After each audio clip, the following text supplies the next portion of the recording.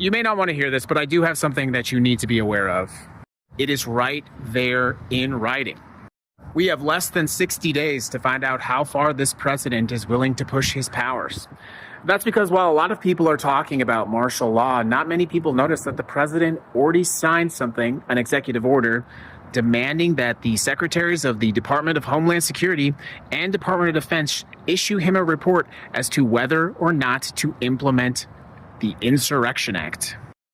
The Insurrection Act allows the president to deploy the military and National Guard to suppress civil disorder. And as part of an executive order on immigration, the president demanded that they produce a report as to whether or not they should.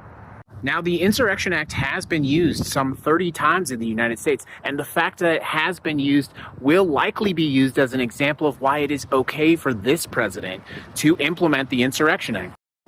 But never before has the Insurrection Act been used by a president so willing to test the boundaries of the Constitution, and at a time when there is so little standing in his way. At the same time, the president also fired the top uniformed officer and removed many of the people in the military in charge of interpreting if orders are legal. Many people have constructed elaborate theories about what this president could do, but they're ignoring the things that are already right there in writing. And the president not only could, but is asking the military to tell him if he should implement the Insurrection Act. And the president legally wouldn't even have to label it an insurrection. He would just have to say that it is impracticable to enforce the laws of the United States. And what he does with that power is not only untested, but dangerous. And this happens all at the same time that the president has let loose the world's richest man to have access to almost all of the data that the government has about you.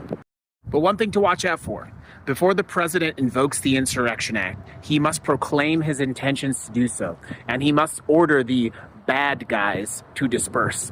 If such a proclamation happens, you likely know that the Insurrection Act is on the way.